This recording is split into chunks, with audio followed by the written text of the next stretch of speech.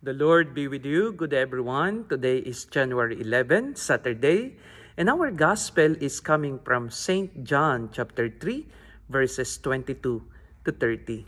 It's all about John declaring that he must decrease and Jesus must increase.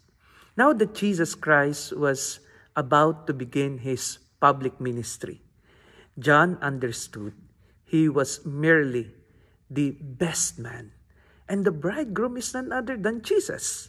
He is simply preparing the way for Jesus. He has to give way. My dear sisters and brothers, this is a reminder for all of us.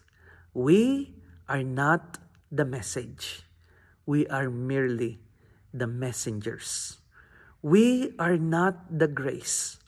We are merely vessels of grace. We are not at the center of the proclamation. We are merely proclaimers of it.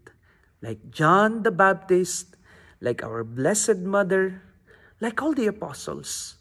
When it's time to give way to Jesus, let us make it sure that everything, all our proclamation, all we are living for, the focus of our life should none other than be Jesus. I always say it. It's not about my life. It's not about my story. It's not about who am I. It's all about Jesus. I have been proclaiming or preaching or sharing in the social media for quite a long time already. And I'm telling you, forget this face. Forget my voice.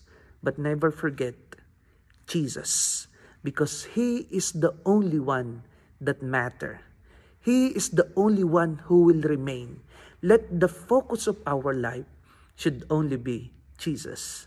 Only Jesus, always Jesus.